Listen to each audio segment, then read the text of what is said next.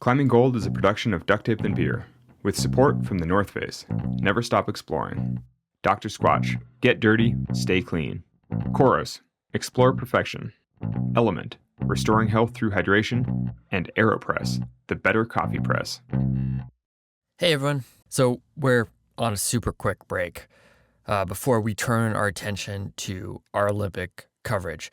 Alex is running around in Europe getting ready to be in Paris, and I'm editing away over here. We wanted to run a snippet from one of our shows in 2021 and also update it with a short interview. That year, Ashima Shiraishi joined us to talk competition and her path through it. During the interview, Alex asked her to walk us through what a World Cup was like inside a competitor's mind. And it seemed that Ashima almost went into a trance, recalling all these incredible tiny details from a recent World Cup she'd been in. And we edited it all together to provide a unique glimpse into the pressure, the struggle, and triumph of elite competition. If for some reason you are not familiar with Ashima, she burst on the scene about 15 years ago. By her early teens, she was sending double-digit boulder problems. She bouldered V15, climbed 514D, won national championships, and dominated in youth worlds. She had Olympic aspirations in 2020, and she was considered by many to be the future of the sport. It also came with a lot of pressure.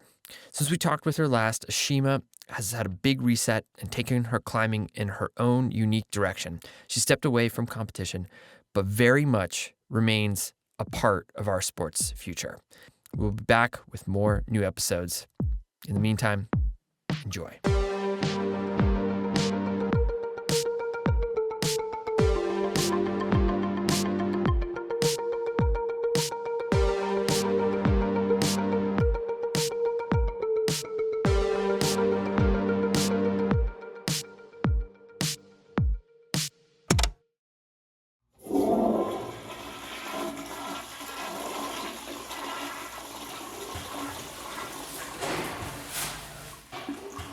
I have to go to the bathroom multiple times because that's kind of like a nervous instinct I have. Sometimes my hands are sweating, my toes, my feet are sweating. Sometimes I just kind of have a hard time breathing easily. So I take deep breaths and just remember that it's just climbing and it's going to be fun. I walk towards isolation, and during that walk I usually listen to some music to hype me up a bit. Hip hop, rap, that gets me fired up to climb and ready to go. So I usually have about an hour or so of warm-up time.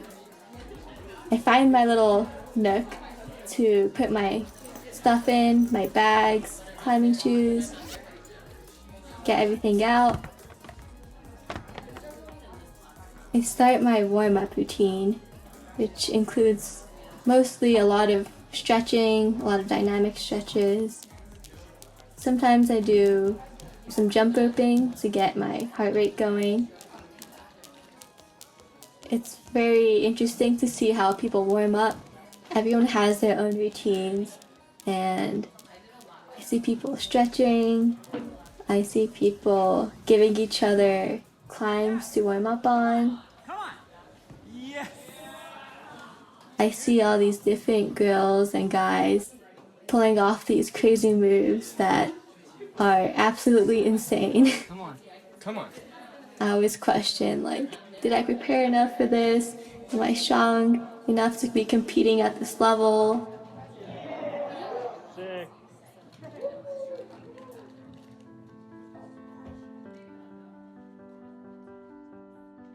So my dad, he often mentored me. He was a dancer and he's really studied a lot of like meditation tactics and ways to, not get distracted and like a lot of like mental philosophies. This is like one quote that he has. Shizukare tsuyoi kimochi. The translation isn't really accurate, but it's like having a quiet and like deep soul.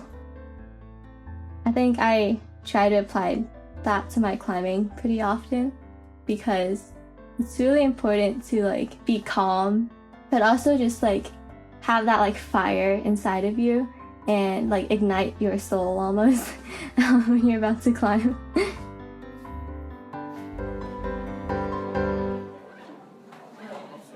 know what to do. Come on. Depending on how you placed after qualifications, if you did really well, you're at the end of the line, so you come out last. But if you didn't do so well, you come out really early.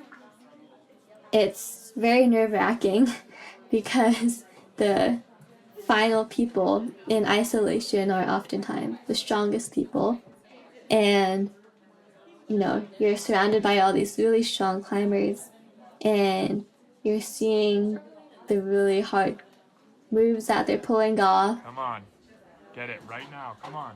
There's a lot of questions going on in your head. This might be really hard. What if I slip? What if this move doesn't work? Why am I not feeling great right now in isolation? Should I keep warming up? Am I going to be pumped on the wall? Should I stop warming up? Did I eat enough? Should I drink more water? You hear the climber who is ahead of you. So they're currently climbing on the wall and you hear the crowd going. Sometimes I get a little shaky and my hands are sweating. I usually just give myself that mantra that my dad tells me, "Shizukare tsuyoi kimochi."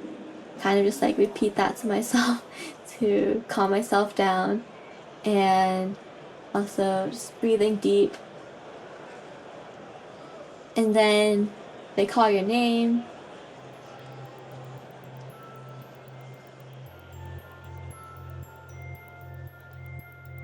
So when I was 6 years old, I was at the playground in Central Park after school almost every day, and there's a massive rock right next to the playground where a lot of the kids would just like play tag on. One day I just like saw these people, like older men, they were climbing on the rock. All the kids were just like gawking basically at these climbers because we'd never really seen it or paid attention to it, at least.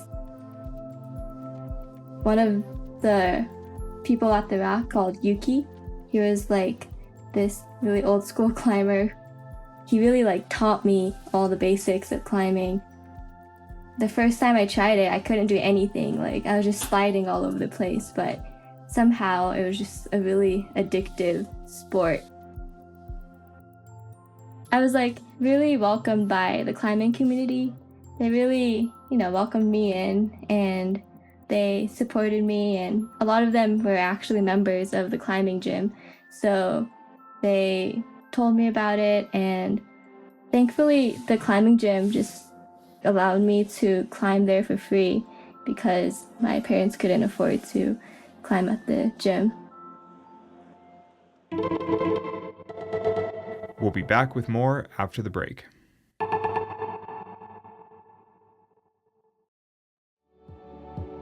I've been a North Face athlete for almost 18 years, which has been incredible, and I've always appreciated their commitment to exploration.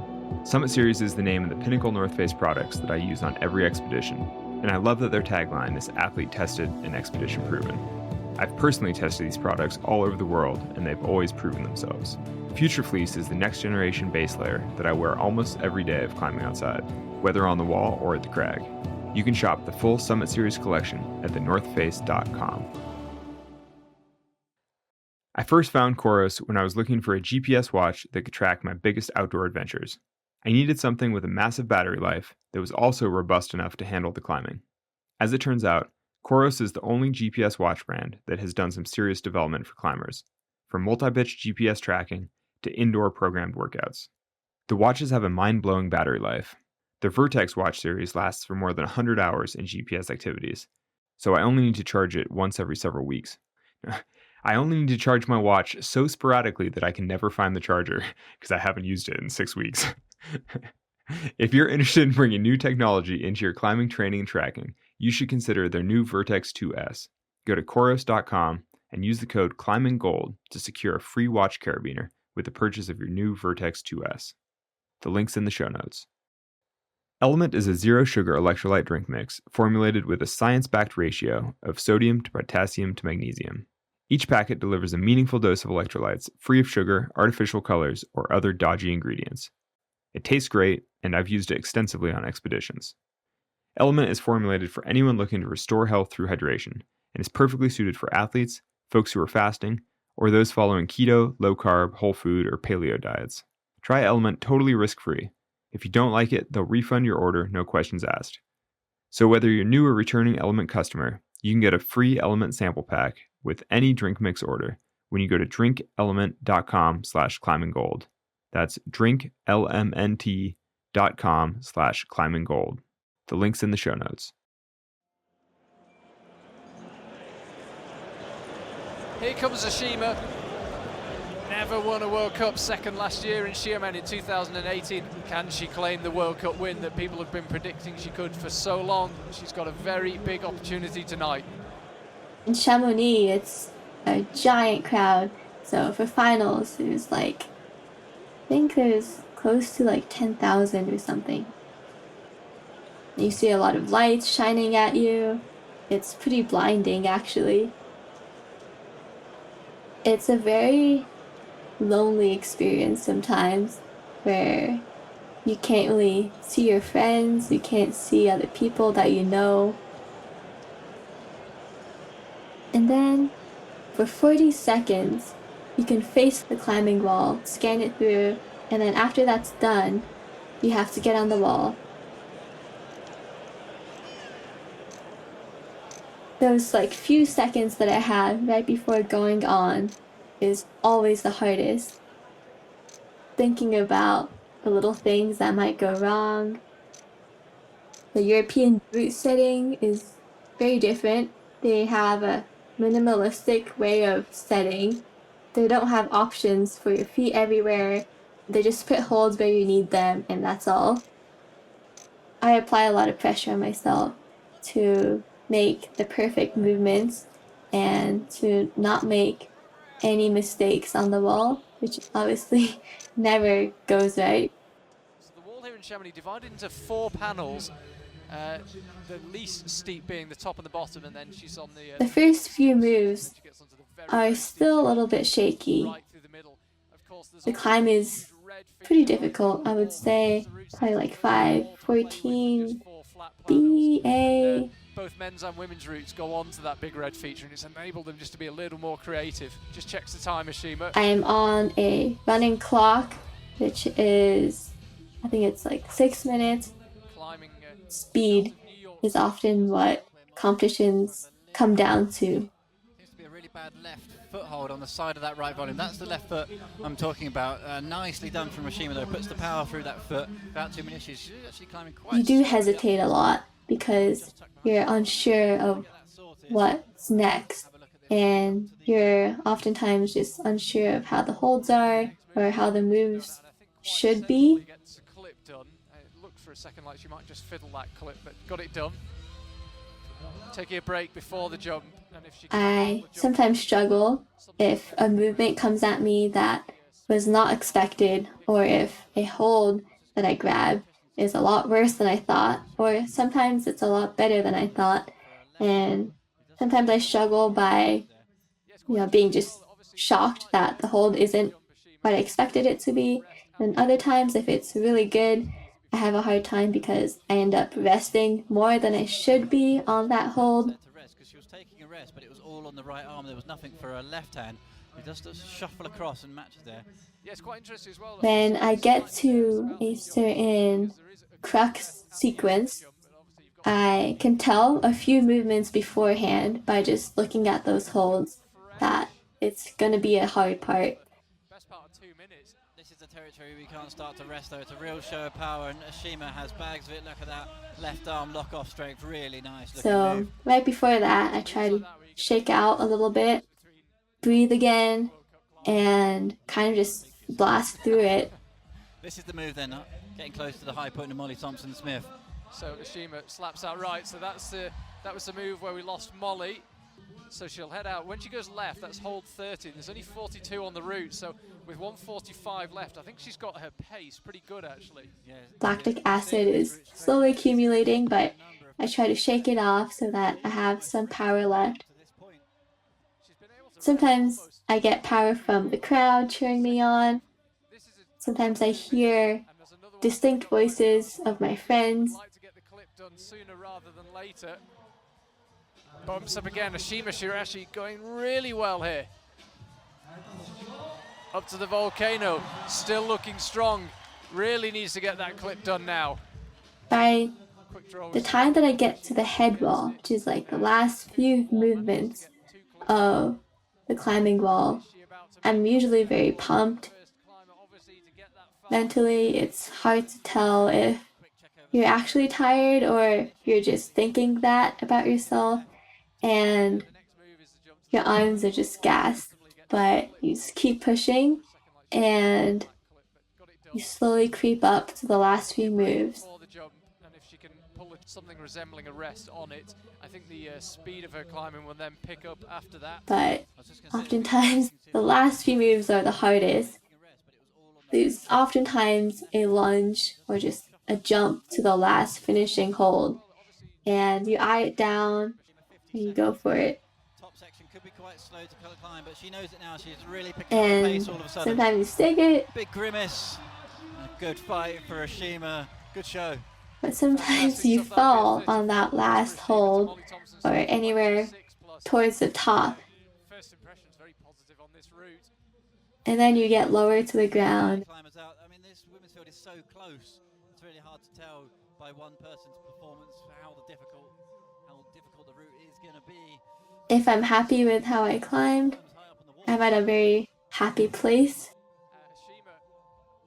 But then, if I'm disappointed in myself, sometimes I have a few tears rolling down. If I had a bad day, I come to my senses and realize that I just have to keep training, push myself. But then when I have a good day, I'm happy for a few hours, but then there's always a next competition that I'm looking at or a next rock climb that I'm looking at. And if I did well at one competition, I'm scared to lose that for my next one.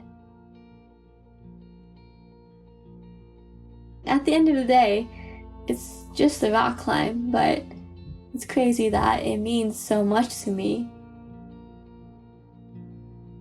One move can mean so much.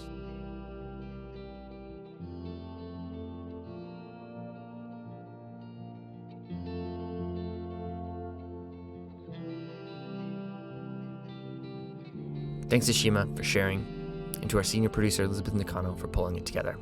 We'll be back right after the break for a few final thoughts.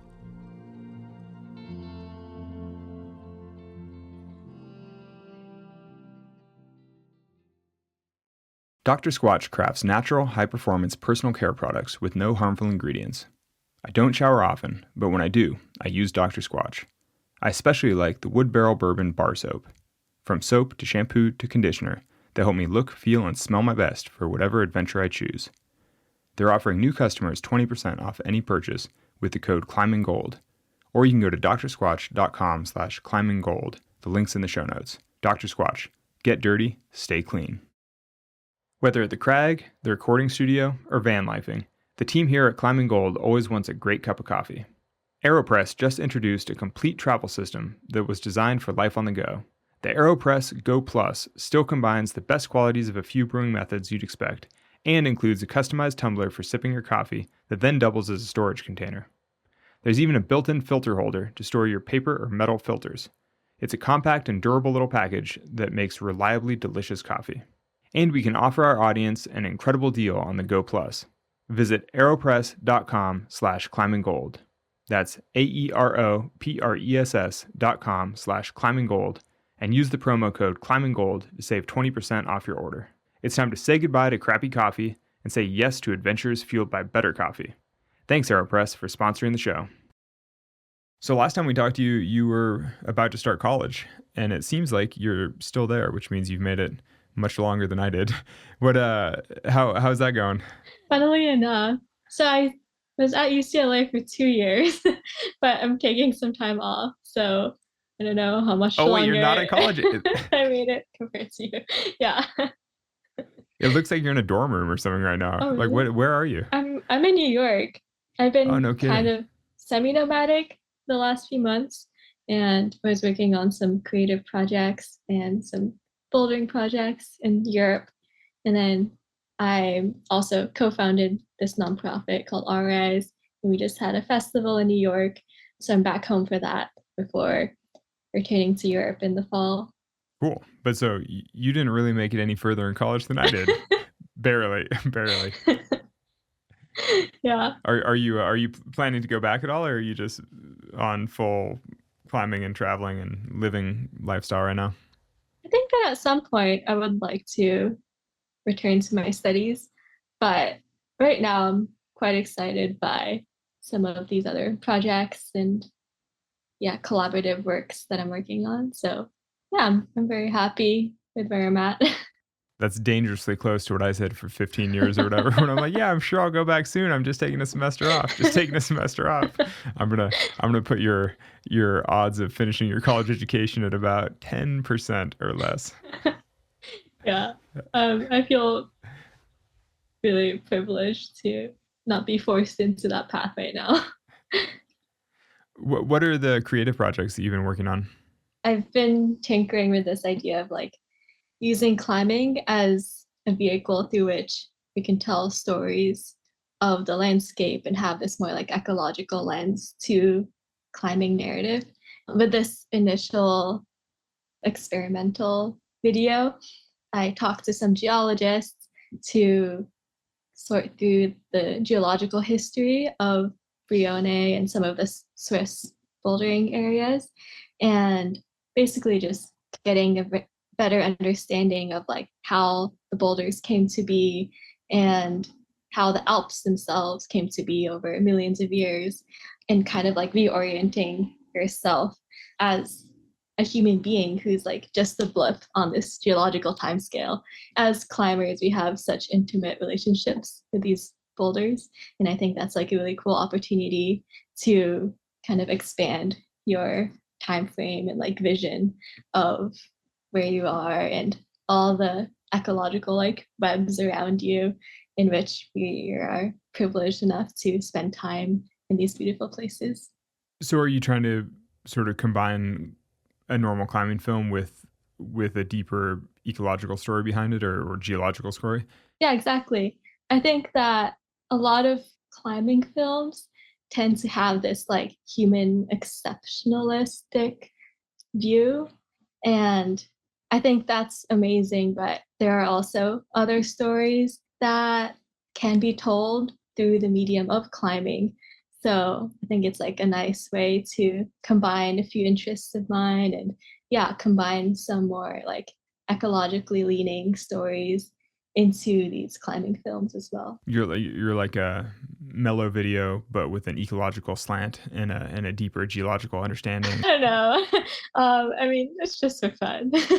So Uh, yeah, I don't know if it fits under a certain category. can you explain All Rise? Rise is this nonprofit that I co-founded with Grayson Leonard and Kyle Ing. Its mission is quite broad in that trying to make the outdoors more accessible. That can happen through supporting like urban farms or like BIPOC affinity groups that are led in climbing gyms or hiking groups. It can really take so many different paths. I guess our public facing events are these festivals that we host a few times a year. And it's basically a place for a climbing competition that's open to all levels. And there's like a big music component to it, just like a fun collective spirit in which a lot of the community can engage with one another.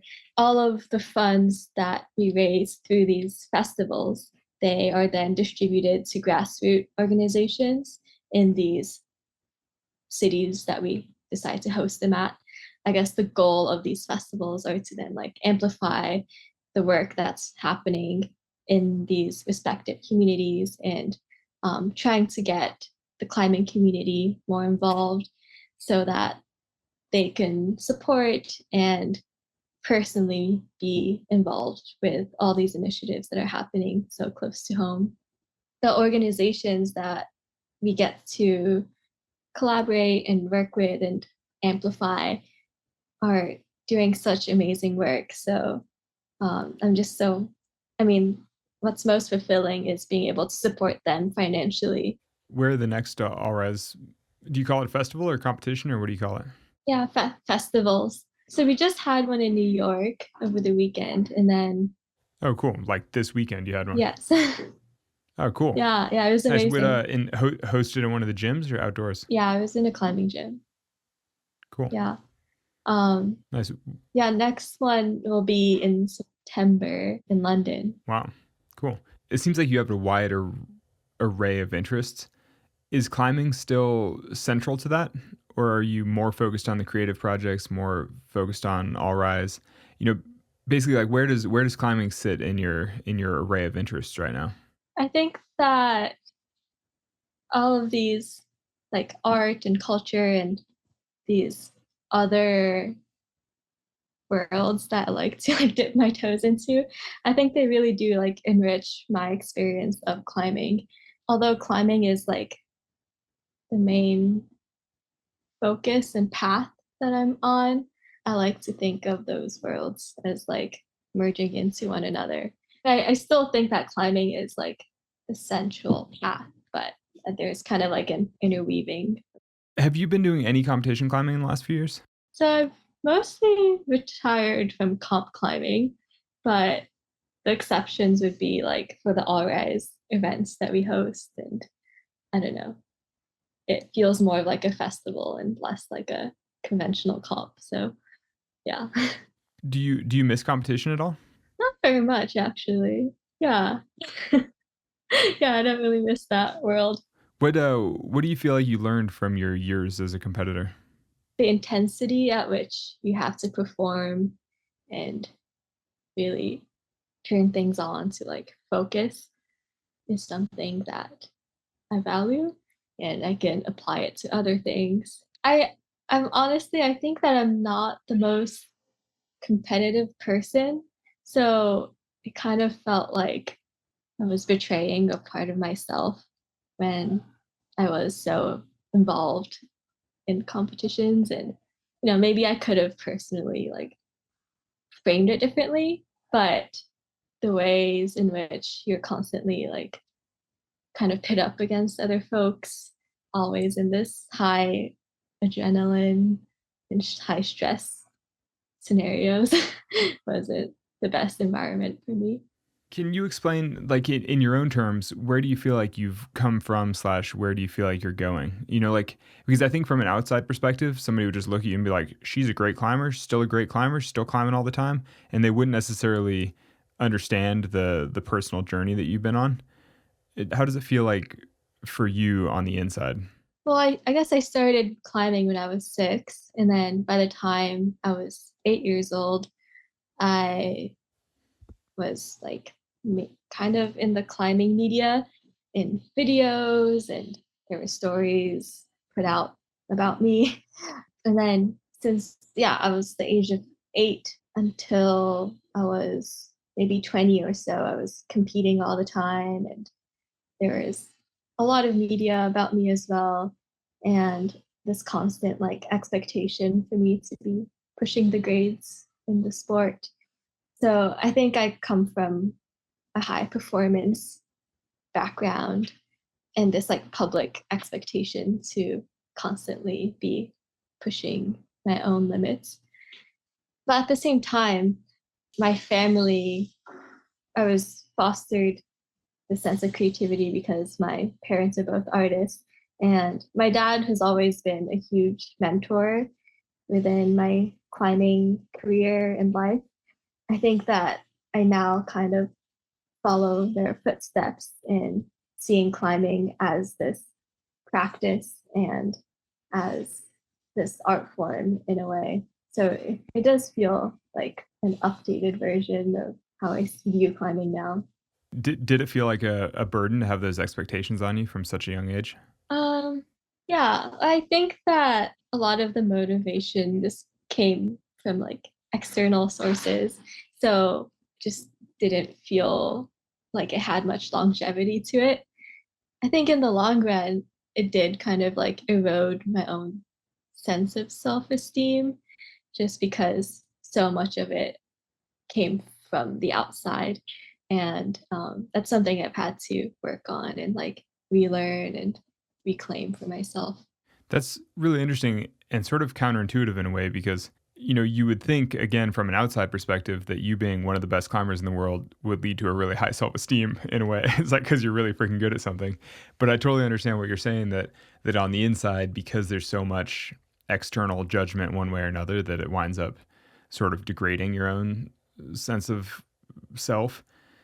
I don't know. I mean, can you talk about that more? I mean, because I think that most people would find that surprising. Yeah. Because I think the average climber would think, wow, like you've bouldered V15 or whatever. Have you bouldered V15? You bouldered really freaking hard all over the world. People would be like, oh, you must feel like a boss because you climb like a boss. It's like, it seems like it's that simple. But does it not feel that way on the inside? Yeah. I mean, I think that there are like healthier ways to go about it. But from my personal experience, the way that I was able to be like pushed so hard came from a place where my self-worth was contingent upon how I was performing and how hard I was climbing. So it was kind of like filling this void. Yeah, that just meant that, no matter how hard I was climbing, I never really felt like I was climbing hard enough. hmm Yeah, we recently interviewed Kai Lightner, who I know you're friends with or have known a long time. Mhm. We interviewed him sort of as a follow-up because we talked to him in the past. And in the past, he was also going to college and had sort of stepped away from hard climbing. I mean, he felt like his hard climbing days were behind him. It was interesting talking to him about how he'd kind of had to take a step back and sort of let go of his competitive dreams and then just come back to climbing on his own terms and then sort of refine it for himself. And now he's climbing better than ever because I mean, he is a great freaking climber. So even taking a bit of time off and sort of redefining his relationship is like either way, he's still a great climber. I'm curious, how do you feel about that? I mean, are you on a similar sort of journey, or like how do you feel about that path? I think that I can relate to what maybe Kai was sharing about in terms of being like thrust into the spotlight at a young age and then having your own narrative be decided upon by others on like what path you should be taking and climbing and whatnot. And then later on, like reclaiming that relationship with climbing like on your own terms is something that I've struggled with in the past. And I think I am navigating now. I think I'm at a point where it feels quite liberating and empowering to decide for myself like how it is that I want to climb and what it means to me. I really do see it as this form of like, creative self-expression. And I think that's why it's so, I don't know, I just feel really grateful that I get to embark upon these projects with fellow artists, friends, and climbers, and kind of like use our gifts together to hopefully create something beautiful. Thanks, Ashima, for taking the time to catch up. You can check out what Ashima has been up to with Allrise at allriseclimbing.com. It's a pretty cool project. Climbing Gold is a production of Duct Tape Than Beer. Alex Honnold is our host. The original Competitor's Mind was created by the one and only Elizabeth Nakano. Our production and editing team includes the talents of Lauren Delaney Miller, Marco Seiler Gonzalez, and Evan Phillips. Skylar Perwins is our YouTube and social media editor. Music today by Brendan O'Connell, Cordelia Zars, and Amy Stolzenbach. Tracks are courtesy of the artists. Our creative director, that's me, Fitz Cahal. Our executive producers are Jonathan Retzik and Ben Endy for RXR Sports, and Lisi Hendricks and Becca Cahal for Duct Tape Than Beer. Thanks for listening.